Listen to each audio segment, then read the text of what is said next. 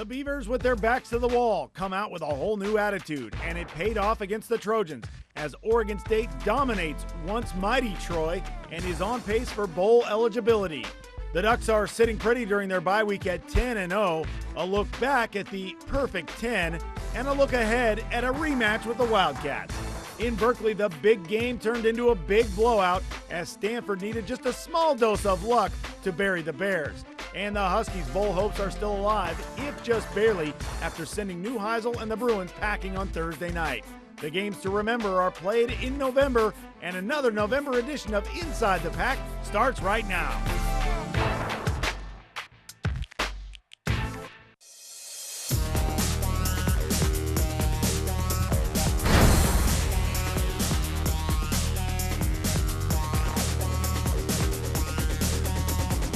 An empty backfield with Quiz deployed as a receiver. Bishop in motion. Cats out of shotgun. Rolls left. Throws. Wide open. Jordan Bishop.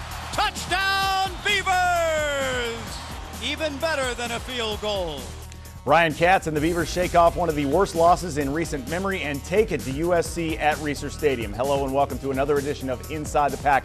I am Tom Ward. He is Nick Krupke, and our special guest this week, former Oregon State and NFL tight end Joe Newton. Joe, thanks for being here. Thanks a lot for having me, guys. It's great to be here after a huge Beaver win. Well, and how about the 180 that Oregon State did coming off that loss to the Cougars where they looked like they couldn't do anything right? Looked like a completely different team. It was really exciting to see the change. On offense and defense, they really dominated this football game, and particularly USC's offense had trouble. They got them into third and long. USC went for it on fourth down 6 times. They only converted 2. Yeah, tremendous defensive effort. I loved what I saw with the emotion and intensity on the defensive line, and it was a great thing to see. And on the defensive side of the ball, Jordan Poyer really providing the offense with a spark by getting that interception and taking back for a touchdown. Absolutely. Defensive points really put some wind in the offense's sails, and it's just huge for momentum. Well, Nick, Oregon had the week off, sitting at number 1 in all the polls now. And this Arizona game, something we've been waiting exactly a year for now in this rematch. Yeah, you've been looking, each week it sounds kind of corny, but the guys talk about win the day and go game by game. But certainly we're to that point to now. There's only 2 more games to worry about. But the good thing is you are at home, and it is senior day. A lot of guys certainly be jacked up. They've had almost 2 weeks prepared come Friday's game, and back out at practice on Sunday.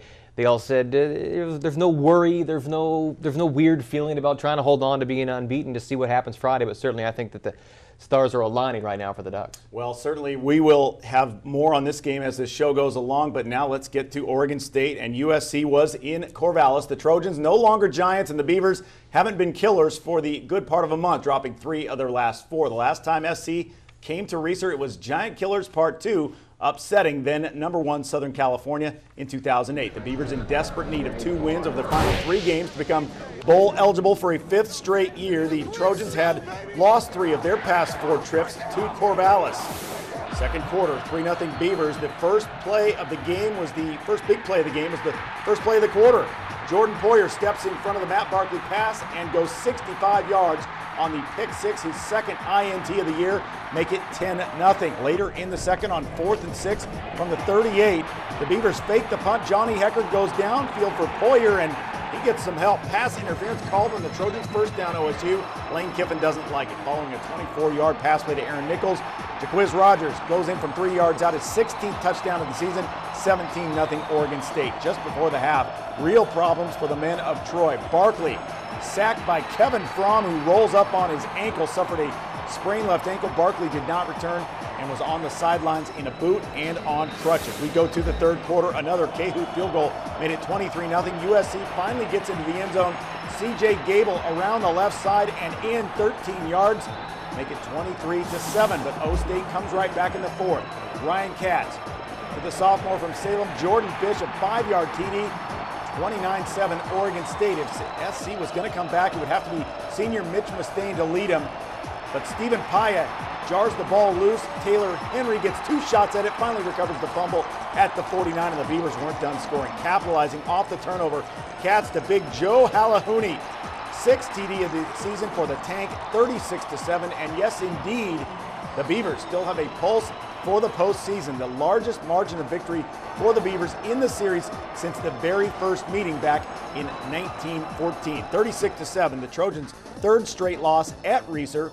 4th out of the last 5 trips, and thanks to the new Pac-12 alignment, the next time the two will meet, the year will be 2013. Yeah, what a change again from a week ago. 0 turnovers one more time. That defense, season low 255 for SC, and on 3rd down, USC 4 of 16. A lot of those were longs too. And on the flip side, very balanced attack for Oregon State. 154 passing, 174 yards rushing.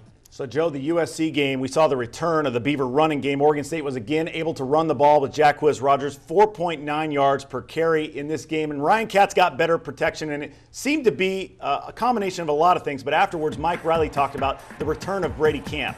Yeah, Brady Camp makes an absolutely huge difference to have him back at tight end. He's like an additional offensive lineman out there, and he brings an attitude and an intensity that they really need right now. Yeah, you see him helping clear space for Jacquizz Rodgers, because when Jacquizz Rodgers can run, I mean, the Beaver offense is pretty good.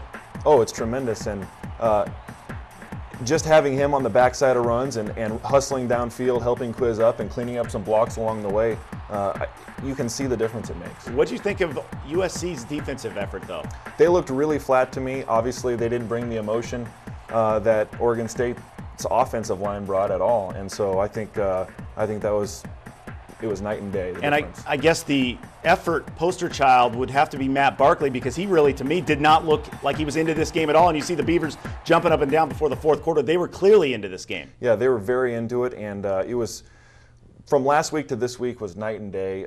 They really brought some emotion to this game, and USC didn't. Having been part of an upset of USC back in 2006, when I believe they were ranked 3rd in the country, when you guys beat them 33-30 at Reeser, what's that like to beat the Trojans? It's an unbelievable feeling, and when you're playing against a team like that, you have to keep your foot on the gas pedal, because you know they can come back at any time, and the team did a really good job of that last night. Mike Riley, and I'm sure you've heard this statement in the locker room at halftime of SC games, he told the guys before the game, prepare to be leading at halftime, and they were again last Saturday night. Yeah, but again, they came out aggressive in the second half, and they didn't let up, and they had a huge win because of it. Now their bowl hopes are still alive, and they can begin to look to the future and Stanford and then the Civil War.